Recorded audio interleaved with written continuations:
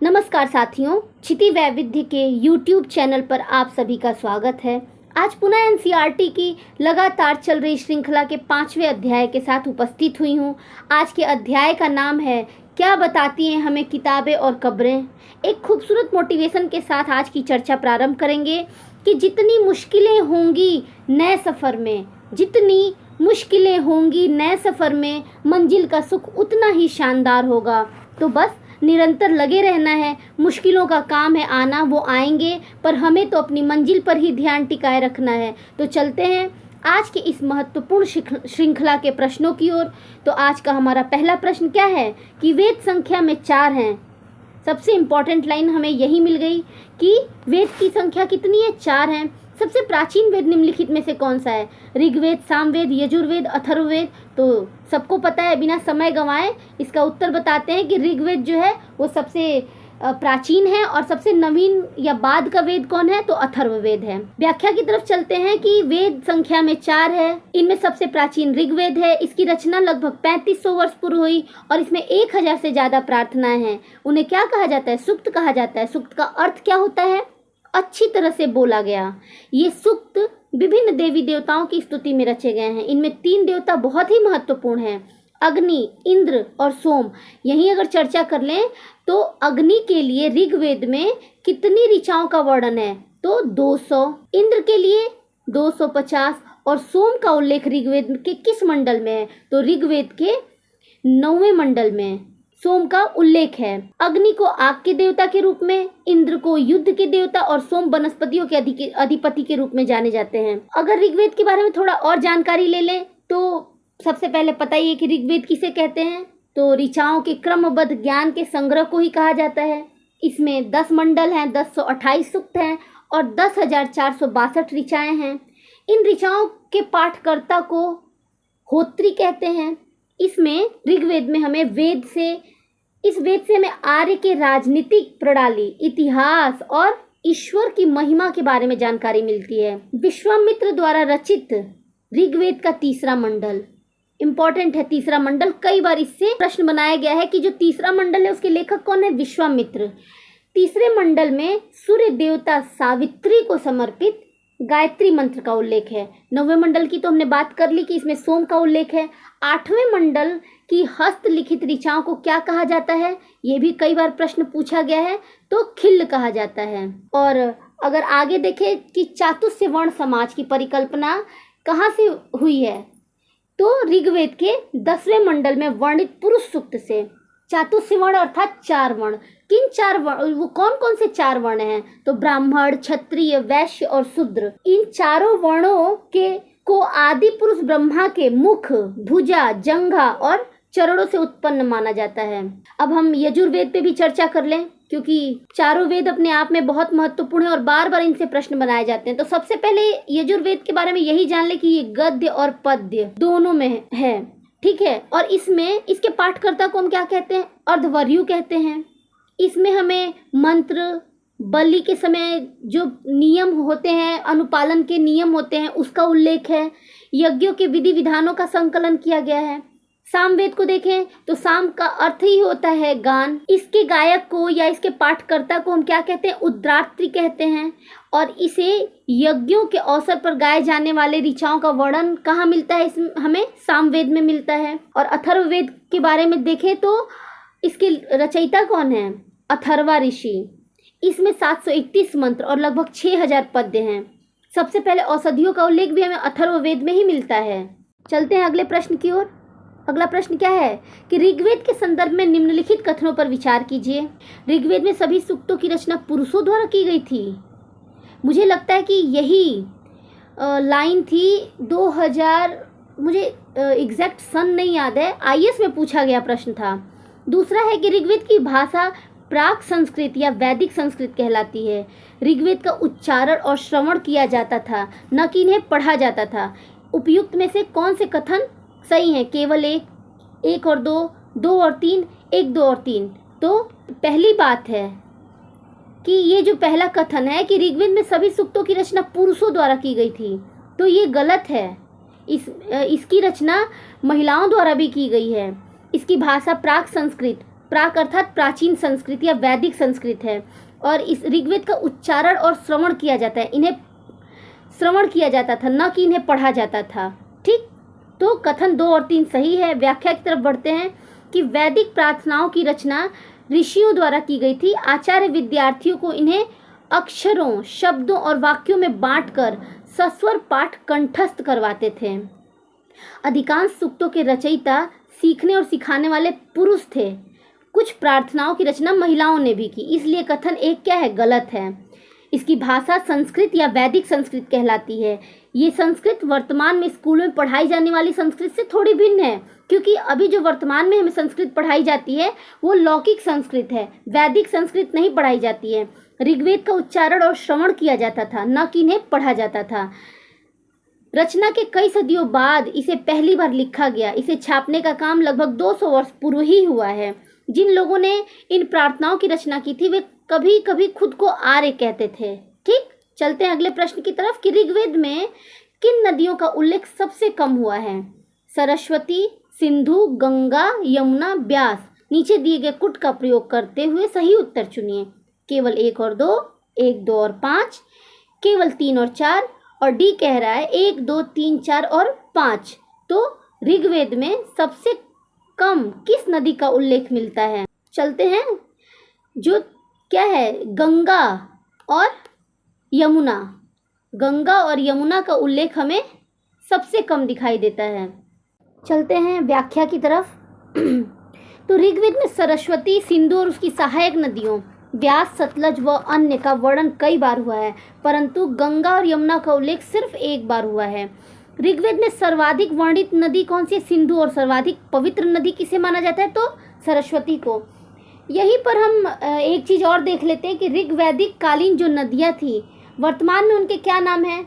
तो जो कुब्र था उसे कुर्रम कहते हैं, कुभा जिसे काबुल कहते हैं, वितस्ता आज की जो झेलम नदी है, अस्किनी चिनाब नदी का प्राचीन नाम है, परुषड़ी रावी नदी का, और सतुद्री सतलज नदी का, बिपासा व्यास नदी का, सदानीरा गंडक नदी का प्राचीन नाम था, दृष्धति घग्गर नदी को कहते थे, और गोमती जो वर्तमान की गोमल नदी है, सुवस्तु स्वात नदी को। चलते हैं अगले प्रश्न की तरफ। हमारा अगला प्रश्न है कि ऋग्वैदिक युद्धों के संदर्भ में निम्नलिखित कथनों में से कौन सा सही नहीं है। इस काल में मवेशियों के लिए युद्ध लड़े जाते थे। लड़ाइयाँ जमीन के लिए भी लड़ी जाती थीं। युद्ध में जीता गया धन केवल सरदारों और पुरोहितों में बांटा जाता था। इस काल में युद्धों के लिए कोई स्थानीय सेना नहीं होती थी। तो इसका जो सही उत्तर है वो जो सी है, ये सही कथन नहीं है। पहला तो सही है कि इस काल में जो युद्ध लड़े गए वो मवेशियों के लिए लड़े गए। लड़ाइयाँ जमीन के लिए भी लड़ी जाती थी, लेकिन जो युद्ध में जीता गया धन होता था केवल सरदारों और पुरोहितों में बांटा जाता था, नहीं, वो आम आदमी में भी बांटा जाता था। इस काल में युद्धों के लिए कोई स्थायी सेना नहीं होती थी, बिल्कुल होती थी। चलते व्याख्या की तरफ कि ऋग्वेद में मवेशियों, बच्चों, खासकर पुत्रों और घोड़ों की प्राप्ति के लिए अनेक प्रार्थनाएं हैं। घोड़ों को लड़ाई में रथ खींचने के काम में लाया जाता था। इन लड़ाइयों में मवेशी जीत कर लाए जाते थे। लड़ाइयाँ वैसे जमीन के लिए भी लड़ी जाती थी, जहाँ अच्छे चारागाह हों, जहाँ पर जौ जैसी जल्दी तैयार हो जाने वाली फसलों को उपजाया जा सकता हो। कुछ लड़ाइयाँ पानी के स्रोतों और लोगों को बंदी बनाने के लिए भी लड़ी जाती थीं। युद्ध में जीते गए धन का कुछ भाग सरदार रख लेते थे, कुछ हिस्सा पुरोहितों को, और शेष धन है वो आम लोगों को बांटा जाता था। कुछ धन यज्ञ के लिए भी प्रयुक्त होता था, इसलिए कथन सी गलत था। यज्ञ की आग में घी, अनाज और कभी कभी जानवरों की भी आहुति दी जाती थी, ये इम्पोर्टेंट है। अधिकांश पुरुष इन युद्धों में भाग लेते थे। इस समय कोई स्थायी सेना नहीं होती थी, लेकिन लोग सभाओं में मिलते जुलते थे और युद्ध व शांति के विषय में सलाह मशविरा करते थे। वहाँ ये ऐसे लोगों को अपना सरदार चुनते थे जो बहादुर और कुशल योद्धा हों। चलते हैं अगले प्रश्न की तरफ। 5वां प्रश्न है कि ऋग्वैदिक काल में काम के आधार पर वर्गीकृत 2 समूहों, पुरोहित व राजा के संदर्भ में निम्नलिखित कथनों पर विचार कीजिए। पहला कथन है कि पुरोहितों पुरोहित जिन्हें कभी कभी ब्राह्मण कहा जाता था तरह तरह के यज्ञ और अनुष्ठान करते थे। दूसरा है कि राजा महलों में रहते थे और शासन के लिए कर वसूल करते थे। केवल एक, केवल दो, एक और दो दोनों, और न तो एक और न ही दो। तो इसका सही उत्तर है कि केवल एक जो है वह सही है, कि पुरोहित जिन्हें कभी कभी ब्राह्मण कहा जाता था वह तरह तरह के यज्ञ और अनुष्ठान करते थे, लेकिन राजा महलों में नहीं रहते थे। ठीक, चलते हैं व्याख्या की तरफ कि पुरोहित को ही कभी कभी ब्राह्मण कहा जाता था, ये यज्ञ और अनुष्ठान करते थे। ऋग्वैदिक काल के राजा न तो बड़ी राजधानी और महलों में रहते थे, न इनके पास सेना थी, न ही ये कर वसूलते थे। यही नहीं, राजा की मृत्यु के बाद उसका बेटा अपने आप ही शासक नहीं बन जाता था, क्योंकि राजा एक प्रकार का सरदार था, उसकी शक्तियां सीमित थीं। आभास होता है कि कबीले की आम सभा जो समिति कहलाती थी अपने राजा को चुनती थी। अगले प्रश्न की तरफ चलते हैं। छठा प्रश्न है कि निम्नलिखित में से कौन से शब्द ऋग्वेद में मिलते हैं? पुरुजन या विष, भरतजन या विष, यदुजन या विष। केवल एक, दो और तीन, केवल एक और तीन, और तीनों, एक, दो और तीन। तो शब्द उल्लिखित हैं कि पुरुजन या विष, भरतजन या विष और यदुजन या विष, ये तीनों शब्दों का उल्लेख हमें ऋग्वेद में मिलता है। चलते हैं व्याख्या की तरफ कि ऋग्वैदिक काल में जनता या पूरे समुदाय के लिए दो शब्द जन और विष का प्रयोग होता था। वैश्य शब्द विष से ही निकला है। ऋग्वेद में विष और जनों के नाम मिलते हैं, इसीलिए हम पुरुजन या विष, भरतजन या विष, यदुजन या विष जैसे कई उल्लेख हमें मिलते हैं। अगला प्रश्न है कि आर्य लोग अपने विरोधियों को निम्नलिखित विकल्पों में से क्या कहते थे? शत्रु, विरोधी, अरि और दस्यु। तो मुझे लगता है कि शायद इसका उत्तर सभी को पता हो। आर्य लोग दस्यु कहते थे अपने विरोधियों को। व्याख्या की तरफ चलते हैं कि आर्य लोग अपने विरोधियों को दास या दस्यु कहते थे।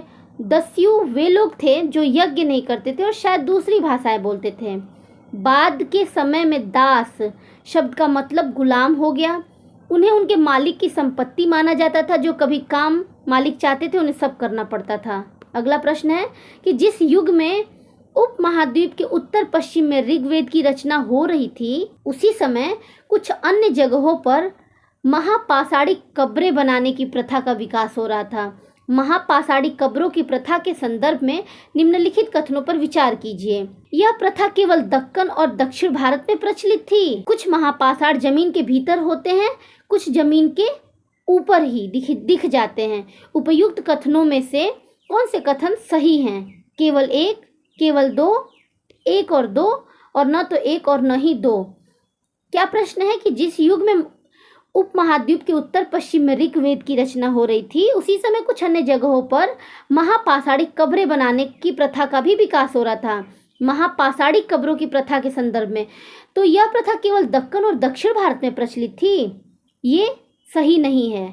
दूसरा है कि कुछ महापाषाण जमीन के भीतर होते हैं और कुछ जमीन के ऊपर दिख जाते हैं, तो ये सही है। चलते हैं व्याख्या की तरफ। कब्र बनाने के लिए बड़े बड़े पत्थरों का प्रयोग होता था, जिन्हें महापाषाण कहते थे। ये शिलाखंड दफन करने की जगह पर लोगों द्वारा बड़े अच्छे ढंग से लगाए जाते थे। महापाषाण कब्रें बनाने की प्रथा लगभग 3000 वर्ष पूर्व शुरू हुई। यह प्रथा दक्कन, दक्षिण भारत, उत्तर पूर्वी भारत और कश्मीर में प्रचलित थी, इसलिए कथन एक गलत है। कुछ महापाषाण जमीन के ऊपर दिख जाते थे तो कुछ जमीन के भीतर भी। इस तरह के महापाषाणी कब्रों को ताबूत समाधान या सिस्ट कहा जाता था। अगला प्रश्न है कि निम्नलिखित में से कौन से चिन्ह जमीन के भीतर की महापाषाणी कब्रों को दर्शाते थे? गोलाकार सजाए हुए पत्थर, अकेला खड़ा हुआ पत्थर और पत्थर के बड़े चबूतरे। निम्नलिखित में से कौन से चिन्ह जमीन के भीतर की महापाषाणी कब्रों को दर्शाता है? जमीन के भीतर की बात पूछ रहा है। गोलाकार सजाए हुए पत्थर, अकेला खड़ा हुआ पत्थर और पत्थरों के बड़े चबूतरे। तो केवल एक, एक और दो, और तीसरा है 2 और 3। डी कह रहा है 1, 2 और 3। तो जैसा कि इसका सही उत्तर है केवल 1 और 2। पत्थरों के बड़े जो चबूतरे होते थे वो नहीं दर्शाते थे जमीन के भीतर महापाषाणी कब्रों को। चलते हैं व्याख्या की तरफ कि कभी गोलाकार सजाए हुए पत्थर और कभी अकेला खड़ा हुआ पत्थर ही एकमात्र प्रमाण है जो जमीन के अंदर की कब्रों को दर्शाता है। अगला प्रश्न है कि सभी महापाषाणी कब्रों में कुछ समानताएं हैं। सामान्यतः मृतकों को खास किस्म की मिट्टी के बर्तनों के साथ दफनाया जाता था। इन्हें मतलब बर्तनों को किस नाम से जाना जाता है?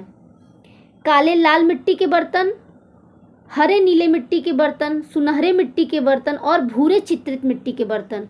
तो उन्हें किस नाम से जाना जाता है? काले लाल मिट्टी के बर्तन। चलते हैं व्याख्या की तरफ कि इन कब्रों में सामान्यतः काले लाल मिट्टी के बर्तनों को मृतकों के साथ दफनाया जाता था। यह एक ऐसी समानता है जो लगभग सभी महापाषाणी कब्रों में मिलती है। इम्पॉर्टेंट है। इनके साथ ही विभिन्न कब्रों में लोहे के औजार और हथियार, घोड़े के कंकाल और सामान तथा पत्थर और सोने के गहने भी प्राप्त हुए हैं। जैसा कि हम लोग पिछले क्लास में इस पर चर्चा कर चुके हैं कि शवों के साथ वस्तुओं को भी दफनाए जाने के साक्ष्य हमें मिले हैं। बकरी दफनाई गई है, कुत्ते को दफनाया गया है, जो वो अपने जीवन काल में जिन सामान का प्रयोग करते थे उनको भी दफनाया गया है। चलते हैं अगले प्रश्न की तरफ। महापाषाणी कब्रों के संदर्भ में निम्नलिखित कथनों में से कौन सा कथन सही नहीं है? पहला है कि महापाषाणी कब्रों से प्राप्त चीजें दफनाए गए लोगों की सामाजिक स्थिति में भिन्नता को दर्शाती है। दूसरा है कि कुछ महापाषाणी कब्रों में से एक ही परिवार के कई लोगों के कंकाल मिले हैं।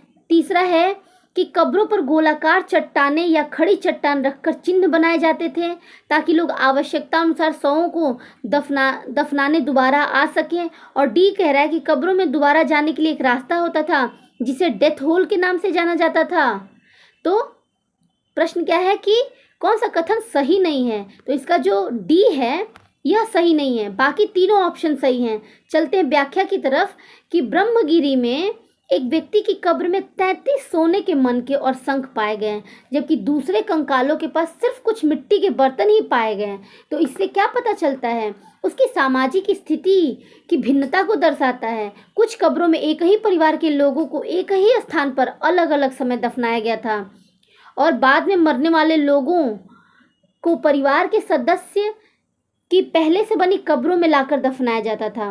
कब्रों को पहचानने के लिए उस पर गोलाकार या खड़े पत्थर के चिन्ह बनाए जाते थे। कब्र के अंदर प्रवेश करने के लिए एक बड़ा रास्ता या बड़ा सुराख होता था जिन्हें डेथ होल नहीं पोर्ट होल कहा जाता था। पूछ सकता है कि पोर्ट होल का शाब्दिक अर्थ क्या है? चलते हैं अगले प्रश्न की तरफ कि इनाम गांव एक आरंभिक गांव था जहां 3600 से 2700 वर्ष पूर्व लोग रहते थे। इनाम गांव किस नदी के किनारे स्थित है? भीमा, घोड़, सीना और नीरा। तो इनाम गांव जो एक आरंभिक गांव था यह घोड़ नदी के किनारे था। किसके? घोड़ नदी के किनारे। चलते हैं व्याख्या की तरफ कि इनाम गांव भीमा की सहायक नदी घोड़ के किनारे एक जगह है। 3600 से 27 वर्ष पूर्व लोग यहाँ रहते थे और यहाँ से प्राप्त कब्रों से अनेक जानकारी मिलती है। यहाँ वयस्क लोगों को प्रायः सीधा लिटाकर दफनाया जाता था तथा उनका सिर उत्तर की ओर होता था। कई बार उन्हें घर के अंदर ही दफनाया जाता था। ऐसे बर्तन जिसमें शायद खाना और पानी हो दफनाए गए शव के पास रखे जाते थे। अगले प्रश्न की तरफ चलते हैं और संभवतः यह हमारा आज का आखिरी प्रश्न है कि चरक संहिता निम्नलिखित में से किससे संबंधित है? खगोल, व्याकरण, चिकित्सा और गणित। तो चरक संहिता चिकित्सा से संबंधित ग्रंथ है। व्याख्या देखते हैं कि आज से लगभग 2000 वर्ष पूर्व चरक नाम के एक प्रसिद्ध वैद्य थे। उन्होंने चिकित्सा शास्त्र पर चरक संहिता नाम से किताब लिखी। वे कहते थे कि मनुष्य के शरीर के अंदर 306 हड्डियां होती हैं जो आधुनिक शरीर रचना विज्ञान की 206 हड्डियों से काफ़ी ज़्यादा हैं। संभवतः चरक ने अपनी गिनती में दांत, हड्डियों के जोड़ और कार्टिलेज को जोड़कर यह संख्या बताई थी। तो यह श्रृंखला पूर्ण हुई। धन्यवाद।